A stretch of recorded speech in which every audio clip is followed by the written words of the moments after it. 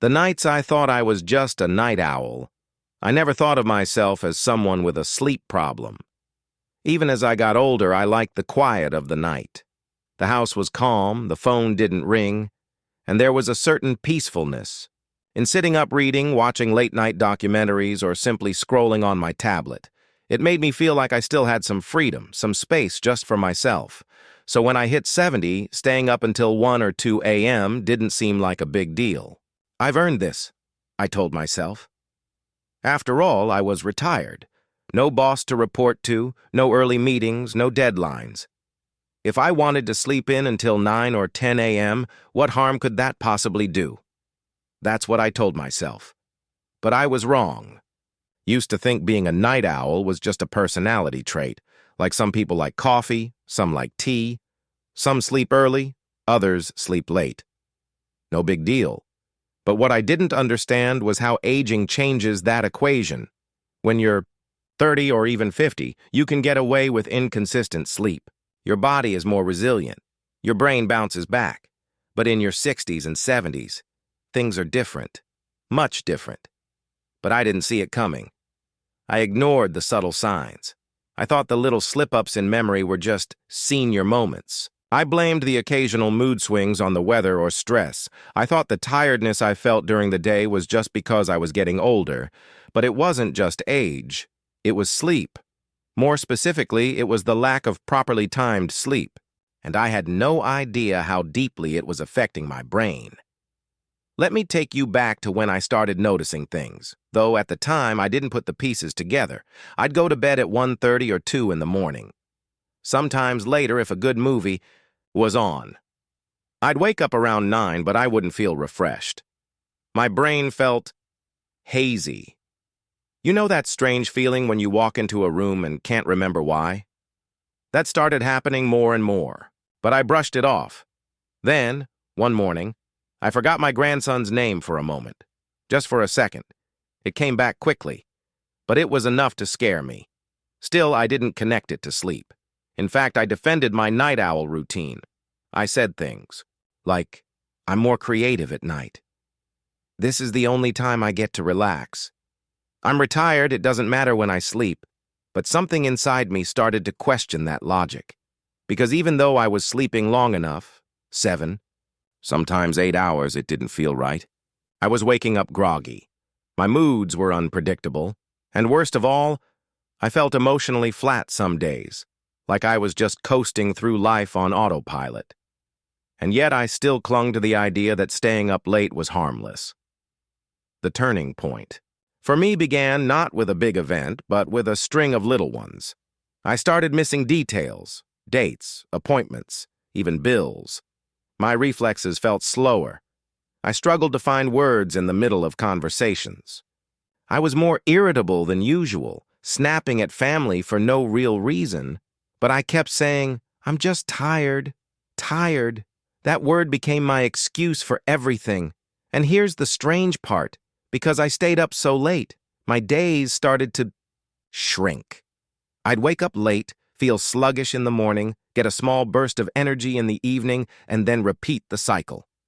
Slowly, my daytime life, my productive hours, my social time, my connection to the world started to disappear.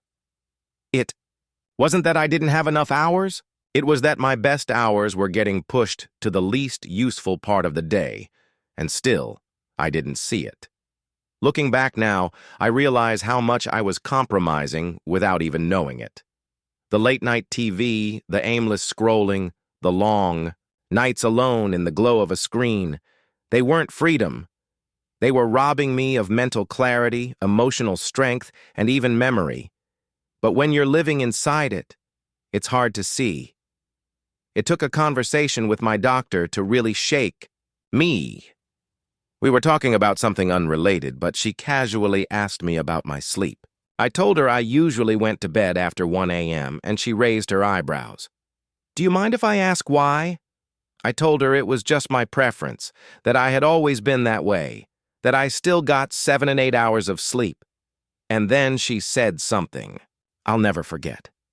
It's not just how much you sleep, it's when you sleep. Especially after 65, your brain needs a circadian rhythm that lines up with natural daylight. If you're off by a few hours, your brain acts like it's in jet lag every single day. That sentence stopped me cold. Jet lag? Every day? It made sense. That groggy, disoriented, detached feeling I had most mornings, that's exactly what jet lag feels like. I thought it was just getting old, but in truth, I was misaligning my brain day after day. And the worst part? I had done it to myself. No one forced me to stay up late. No one told me to ignore my body. I did it because it felt comfortable. But comfort, I learned, can sometimes be the slowest kind of danger. That's when I finally realized I wasn't just a night owl. I was a 70-year-old man unknowingly sabotaging his brain. Since that day, I started paying more attention, not just to how long I sleep, but when. I didn't try to fix everything at once, but I began shifting my bedtime earlier, little by little. And what followed? Well, I'll tell you more about that in a later section, but if you've ever told yourself, "I'm just a night owl," or "I sleep enough so I'm fine," I urge you, don't wait for the fog to get thicker. What seems like a harmless habit in your 30s or 50s can become a mental health hazard in your 70s, and it doesn't happen overnight.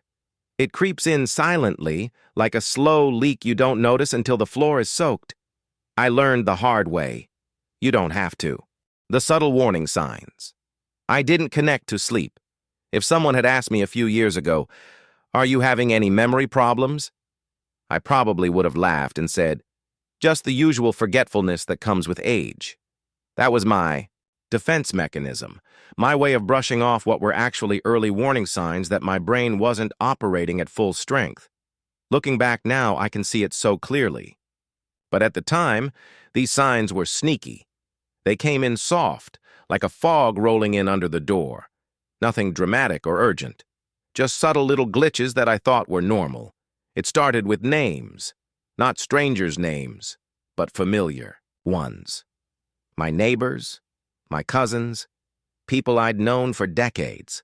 I'd look at them, recognize their face, but struggled to recall their name for a moment or two.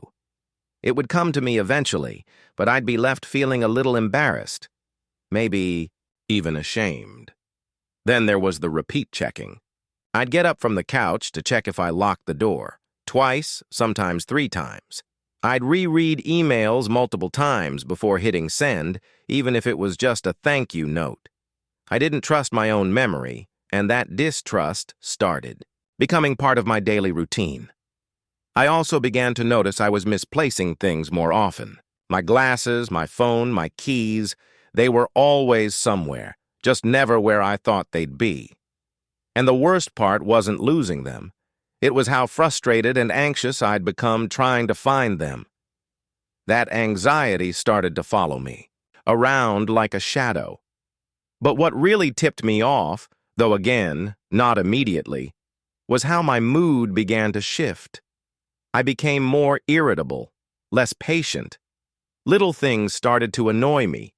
The way someone chewed, a noisy commercial, the tone of someone's voice on the phone. I chalked it up to aging, or maybe just a bad day. But those bad days were showing up far too often. Then came the apathy. Now this one scared me the most, but I didn't have the words for it back then. I just felt disconnected. I wasn't sad exactly. I wasn't angry. I wasn't anything. There were days where I'd sit in my chair for hours and barely remember what I did. I'd scroll my phone, stare out the window, maybe watch the news, but I wasn't engaged. I wasn't mentally present. And here's the ironic part. I was still telling people I felt fine, because I didn't think I was sick. I wasn't in pain. But I also wasn't fully alive. What I didn't realize was that my late-night sleep habits were slowly dulling my brain. It wasn't just about getting enough sleep, it was about getting it at the right time. Let me explain what I've learned. Since then, when we sleep, especially in our later years, our brains go through a kind of repair process. Think of it like a nightly cleaning crew. Toxins are cleared out. Memories are organized. Emotions are processed. But here's the catch. This cleanup is scheduled to happen during specific hours of the night. When we push our sleep late into the early morning hours, especially after midnight, our body's natural circadian rhythm gets disrupted. That rhythm is closely tied to sunlight and darkness. When it gets out of sync, the repair crew shows up late or skips parts of the job entirely. That's why, even though I was sleeping for 7 or 8 hours, I still felt off. My brain wasn't getting the type of sleep it needed during the hours it needed it. And so, the symptoms piled up. I noticed my vocabulary shrinking. Words that used to come to me easily now danced just out of reach. I began avoiding conversations that required quick thinking. I stopped speaking up in group settings because I didn't trust myself to express my thoughts clearly. I was afraid of sounding confused or worse, slow. The people around me started to notice too. My daughter gently asked if I was feeling okay more often than usual. My wife, bless her heart, started repeating information to me just in case. I began to feel a kind of unspoken pity from others, even though no one came out and said it, and yet I still didn't connect it to my sleep. Why? Because everything else in my life seemed normal.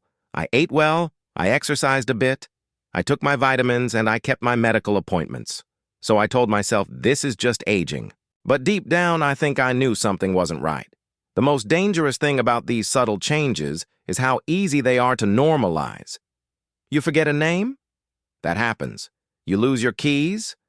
Everyone does that. You feel foggy for a few hours? Must be the weather. One excuse after another until those small things become the new normal. That's what sleep deprivation does when you're older. It doesn't hit you like a truck. It creeps up like rust, slowly eating away at the gears of your mind. The sad truth is, I spent years adapting to a lower version of myself without even realizing it. I accepted brain fog, forgetfulness, and irritability as just part of aging, when really, they were the consequences of a lifestyle I thought was harmless. So if you're watching this, and you've noticed even one or two of these things happening in your own life, don't shrug it off. It may not be aging. It may be your brain's way of begging for help. And here's the good news. Once I started addressing my sleep, really prioritizing it, those subtle warning signs started to fade. Not overnight, but gradually I felt sharper, more present, and surprisingly more optimistic. But that's for another chapter. For now, I just want you to know this. The signs are there. They may be quiet, but they are persistent. And your brain is trying to talk to you, if you're willing to listen. The science, I wish I knew sooner. If I had understood what I know now about the brain and sleep, truly understood it, I would have changed my habits years ago. Not because someone told me to, or because it was trendy health advice, but because, at my age, your sleep is not just rest, it's survival. It all started when my doctor mentioned a phrase that stuck with me. Your brain's cleanup crew runs on a strict schedule. At first, I didn't get it. Cleanup crew? For my brain? She went on to explain something called the glymphatic system. This is a part of the brain's cleaning process that only kicks into high gear when you're in deep sleep. And here's the kicker. It works best when you sleep at the right time, usually between 10 p.m. and 2 a.m. That time window, she said, is when your brain is most efficient at flushing out toxins, including beta amyloid, the protein linked to Alzheimer's disease. When she said that, I felt a chill run down my spine. I had been going to sleep around 1 or 2 a.m. for years. That meant I was missing the prime time for my brain's detox system. My brain wasn't getting cleaned out the way it should have been, and over time, that buildup could cause real, lasting damage. I'd never heard about this in all my years. Nobody warned me. I always thought, as long as I'm getting 7 or 8 hours, it's fine. But it turns out, sleep quality and timing are just as important as sleep quantity, maybe even more. Here's what I found out when I started digging deeper. The aging brain needs a bedtime. When we're younger, our bodies are more forgiving. We can stay up late, pull all-nighters, and our brains still bounce back. But once you hit 60, and especially after 70, your circadian rhythm, your internal body clock, becomes more sensitive. This rhythm controls everything. When you feel sleepy, when you wake up, how well your brain processes information, even your immune system. It's deeply tied to the rising and setting of the sun. When you go to bed late, especially past midnight, you're going against that natural clock. It's like jet lag, every day. Studies have shown that circadian disruption in older adults is directly linked to cognitive decline, mood disorders, and increased risk for neurodegenerative diseases. That's not just science talk. That's your brain asking you to go to bed on time. I wish I'd known that. Sleep and memory. Our best friends. Have you ever noticed that when you don't sleep? Well, your memory gets worse?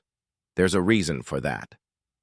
When we sleep, particularly during the deep sleep stage, also called slow-wave sleep, our brains go through a memory consolidation process.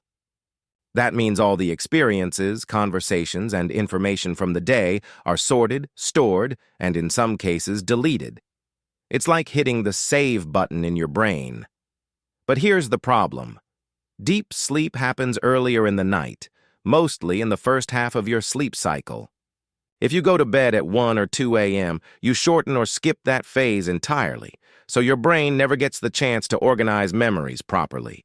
No wonder I was forgetting names, dates, appointments. My brain was working with a half-written file cabinet. No system, no order, just clutter. Once I started going to bed earlier, I began remembering more. Things came to me quicker. I could finish a sentence without losing my train of thought. That's no coincidence. It's brain science in action. Sleep deprivation is a slow burn.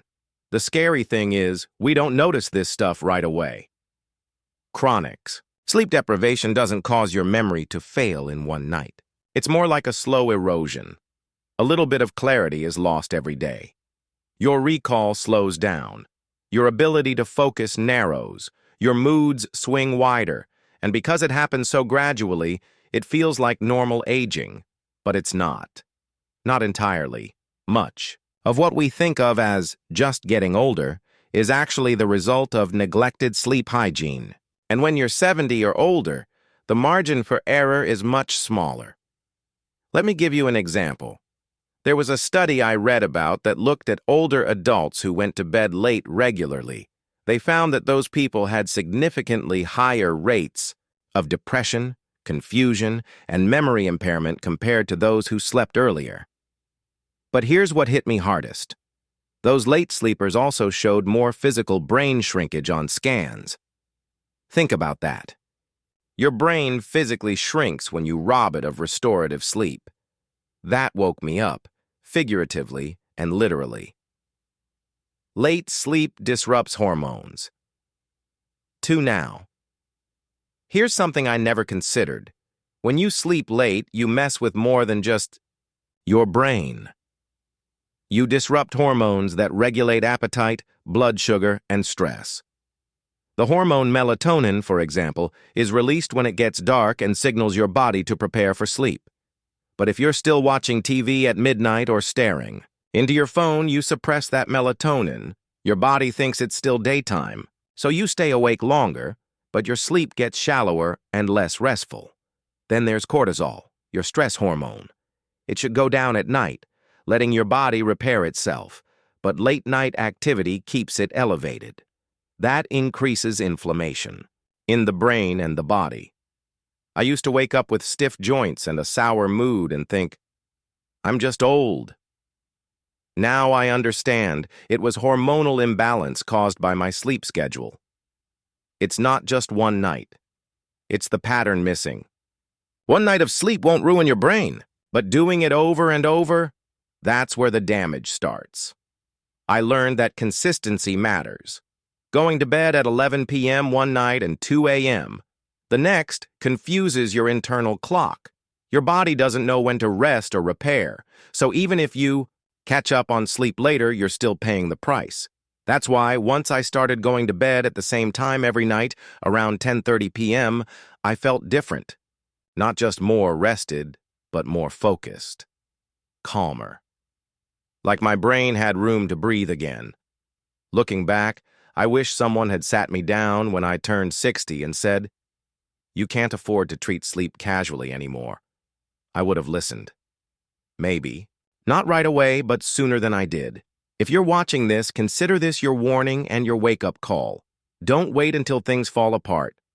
Don't accept brain fog, forgetfulness, or fatigue as just part of getting old. The science is there, it's real, and it's telling us your brain depends on when you sleep, not just how long. Take it from me. I learned the hard way, but you don't have to. The turning point. That forced me to wake up, literally. There's always that one moment, the moment when you can't ignore the signs anymore. For me, it wasn't a medical emergency. It wasn't a diagnosis or a dramatic collapse. It was something far quieter, but far more terrifying. It was the morning I forgot where I was. I had just woken up, like I had every other morning. But that day, something felt different. I sat on the edge of my bed, looking around, and for a few seconds, I didn't recognize my own room. I didn't know what day it was. I wasn't sure if it was morning or afternoon. I knew it would pass. It always had before. But that time, it didn't fade as quickly. My heart started pounding. My hands got clammy. I looked around, desperately, trying to grab onto something familiar, a photo, a sound, a scent, anything to ground me. And when it finally clicked that I was home, that I was safe, the tears came. Quiet at first, then uncontrollable. I sat there crying like a child, scared, of my own mind. That was my breaking point. I realized finally that this wasn't normal. I wasn't just getting old. Something deeper was happening, and I couldn't keep brushing it off anymore. That same day, I called my daughter. I told her everything, every forgotten word, every lost item. Every morning I woke up feeling more distant from the man I used to be. She listened patiently, but when I told her about that morning, how I didn't recognize my own bedroom, her tone changed. "Dad," she said gently, "we need to take this seriously." That's when we decided to see a neurologist. A wake-up call from the experts. I went through a full evaluation. Memory tests, reflex checks, brain imaging, blood work, the whole 9 yards. The good news? No sign of major disease, no stroke, no Alzheimer's, no Parkinson's. But there was something else. Cognitive slowing and signs of mild memory impairment. Age-related, the doctor called it, but with a warning. "If you continue your current sleep pattern," he said, "you're accelerating your decline." That word, accelerating, hit me like a truck. I asked him to explain, and what he told me changed my life.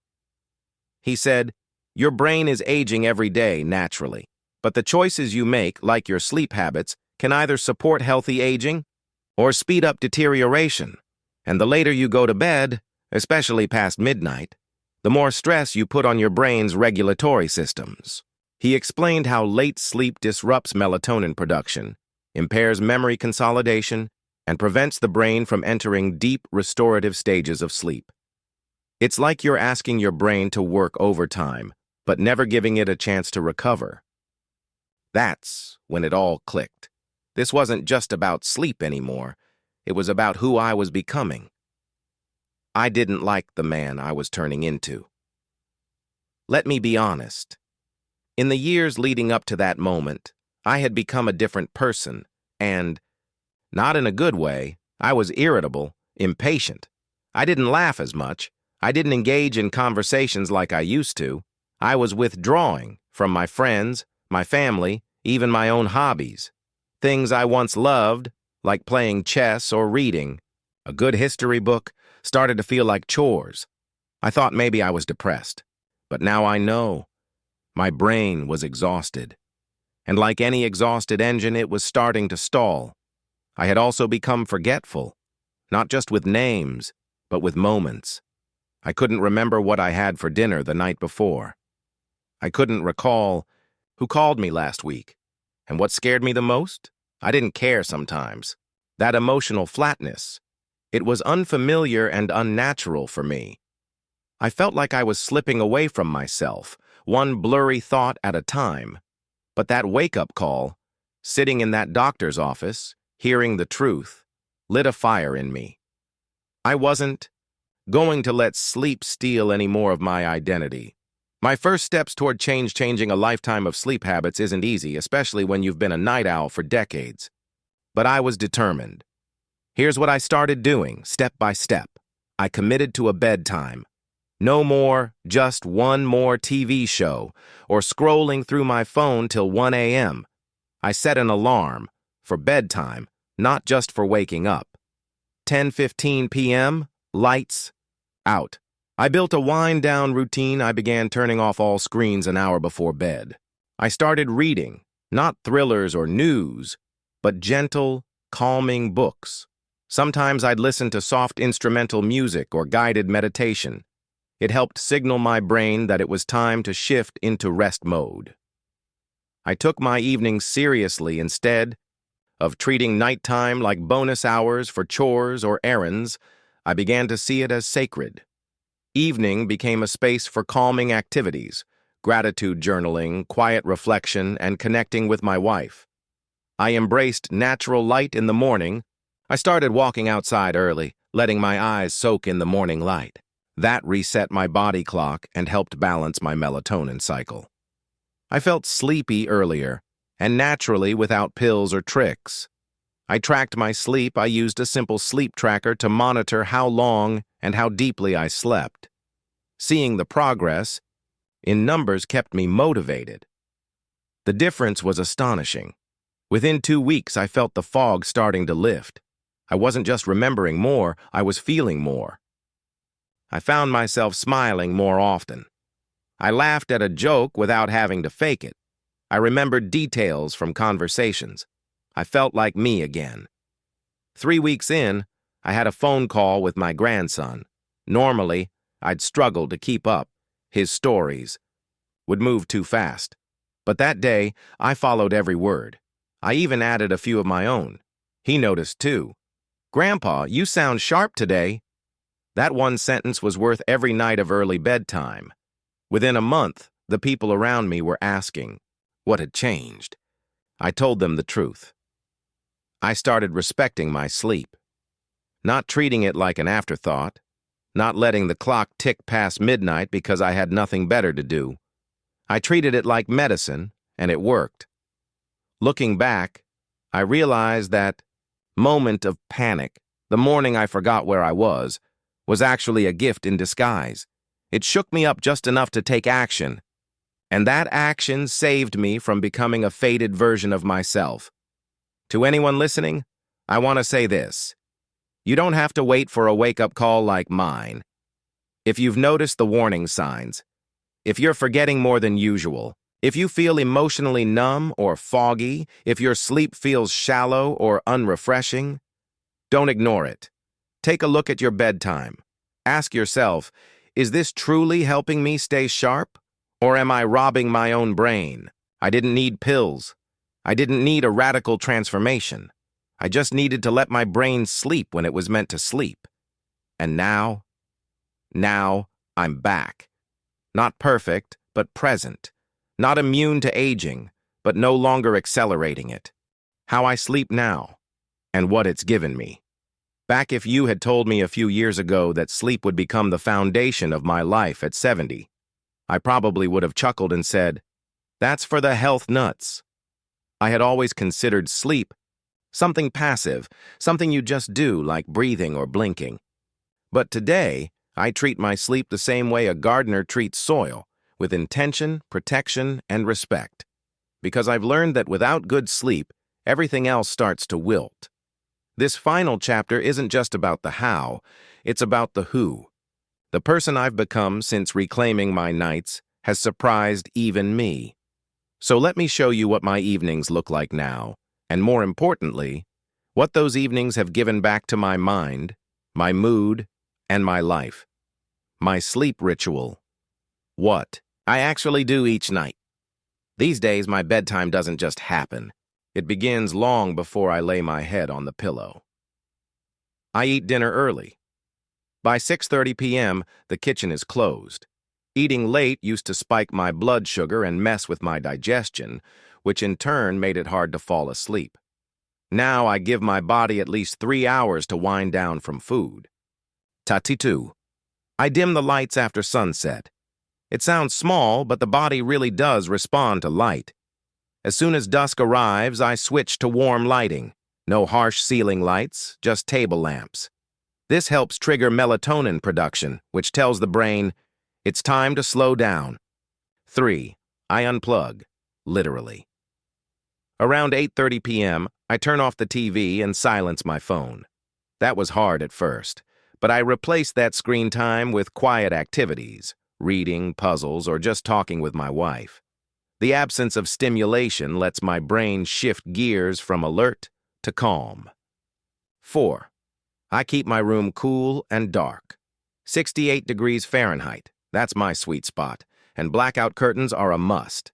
Light is the enemy of deep sleep, especially for older adults whose melatonin levels are already lower. I get in bed by 10:15. Not 11, not 12, 10:15. I set an actual alarm as a bedtime reminder. That simple act trains my body like clockwork. Within minutes of laying down, I'm out.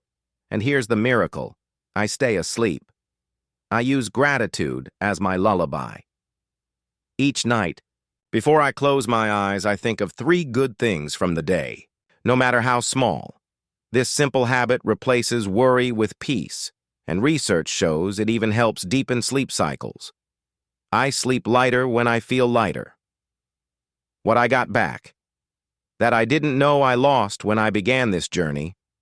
I was just hoping to remember a few names and get through the day without mental fog. But what I've received in return for sleeping better has been far greater than that. It's like I got me back. Let me show you what I mean. Mental clarity. I used to walk into rooms and forget why. I'd reread the same line in a book 5 times and still not know what it said. Now I wake up with a clear head. I can hold conversations, follow news stories, remember grocery lists. It feels like someone turned on the lights in a room that had been dim for years. Emotional balance. Before, I was moody and easily irritated. Small frustrations felt big. Now, I feel steadier, more grounded. My emotions don't jerk me around. I laugh more often. I'm patient with my grandkids. I feel joy again, real joy, not just the idea of it. Energy without coffee. This one amazed me. I don't rely on caffeine to wake up anymore. My energy comes from deep, restorative rest. I start my day with a brisk walk, no grogginess. I even feel alert during afternoon hours, which used to be my foggiest time. Sharper memory. It's subtle but undeniable. I remember birthdays, conversations, even the punchlines to jokes.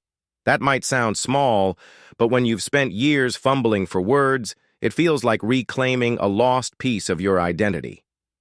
A sense of control. For years, aging felt like something happening to me. But now I feel like I'm participating in my own well-being. That control is empowering. I can make choices, simple ones, that impact how I feel every single day. Even my doctor. Noticed the change at my last checkup. My doctor was stunned. Blood pressure? Lower. Inflammation markers? Down. Mental status exam?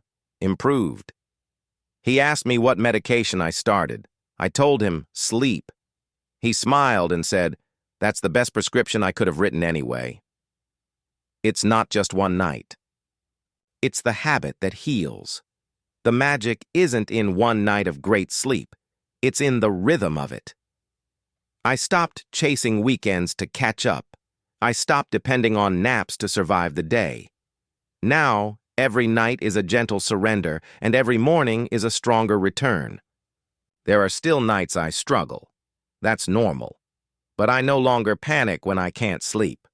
I have tools. I have a system. I trust that the next night will be better, and it usually is. My message to you, watching this right now. If you're in your 60s, 70s, or beyond, If you've found yourself staying up late out of habit, loneliness, or routine, I urge you to ask yourself, is this sleep helping my brain or hurting it? Because you may not notice the damage at first, but over time, your brain does. Your clarity, your confidence, your emotional peace, they all depend on the quality and timing of your rest. And it's not too late to turn things around. I was 70 when I made the shift. You can too. You don't need fancy gadgets. You don't need sleeping pills. You just need to respect your brain's natural rhythm and give it what it's been asking for all along.